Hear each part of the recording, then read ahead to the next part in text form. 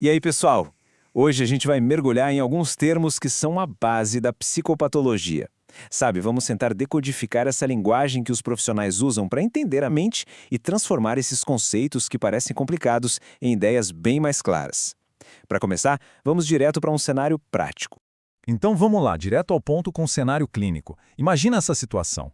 Um paciente chega e conta que está ouvindo vozes que mais ninguém ouve. No universo de diagnóstico, como é que a gente classifica essa experiência?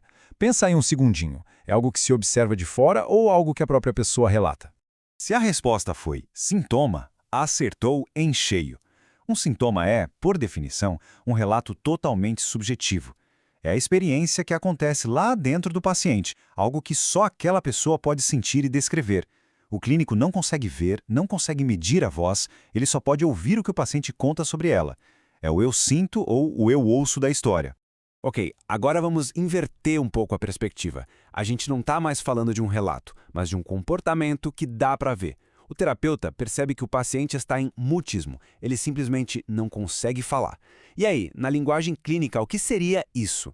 Isso, meus amigos, é um sinal. Bem diferente do sintoma, o sinal é uma manifestação objetiva, algo que o profissional pode ver, pode medir, pode verificar ali, na hora. O mutismo não é um sentimento que alguém relata, é uma ausência de fala que qualquer um na sala pode observar. Então, o ponto principal é esse aqui, ó. Sintoma é subjetivo, é o que o paciente conta. Sinal é objetivo, é o que o clínico observa. Um é o mundo de dentro, o outro é a manifestação do lado de fora. Essa diferença é tipo o pilar para qualquer diagnóstico em saúde mental. Certo. Agora que a gente já entendeu a diferença entre o que é relatado e o que é observado, vamos um pouco mais fundo. Vamos dar uma olhada na natureza dessas experiências psicológicas em si. Vamos para um novo caso. Pensa numa pessoa que descreve uma tristeza, mas uma tristeza tão avassaladora que ela chega a ter pensamentos sobre tirar a própria vida.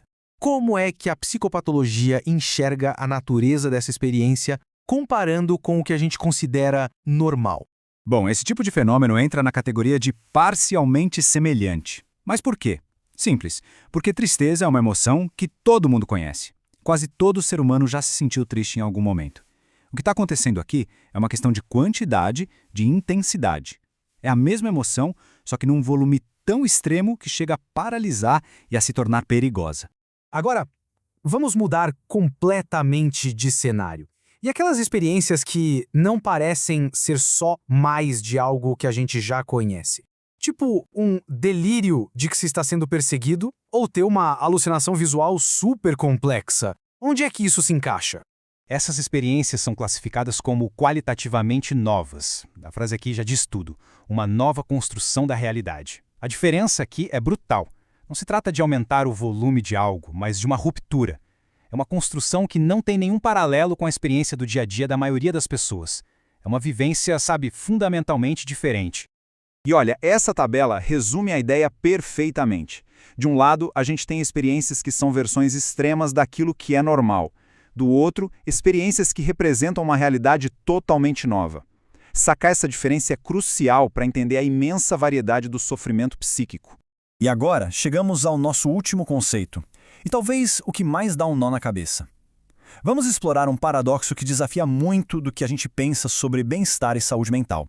Pensa bem nessa situação. A pessoa se sente genuinamente bem, se sente feliz, não tem angústia nenhuma, só que as ações dela são destrutivas ou perigosas. Não existe um sintoma de sofrimento aqui. Como é que a clínica lida com um caso desses? E essa é a grande questão. Se a própria pessoa não percebe que tem um problema, se não existe sofrimento subjetivo, a gente ainda pode falar que existe um transtorno? Isso força a gente a questionar a própria definição de saúde mental.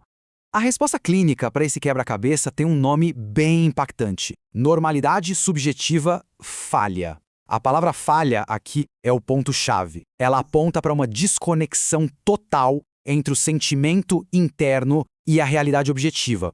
Traduzindo em miúdos, é quando o eu tô ótimo de uma pessoa não bate com a realidade funcional da vida dela. A percepção que ela tem de que está tudo normal falhou em perceber os riscos ou as consequências do próprio comportamento.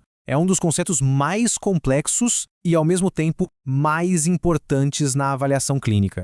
Então, vamos amarrar todas as pontas. A gente viu que sintoma é o relato subjetivo e sinal é a observação objetiva. Vimos que as experiências podem ser intensificações do normal ou algo completamente novo. E talvez o ponto mais crucial de todos: se sentir bem ou normal nem sempre é um sinal confiável de saúde. Isso tudo nos deixa com uma pergunta para a gente refletir. Se alguém pode se sentir feliz, mas não estar saudável, como é que a gente define o que é bem-estar de verdade? A psicopatologia não dá respostas fáceis, mas ela nos dá as ferramentas para fazer as perguntas certas. Onde, exatamente, a gente traça essa linha?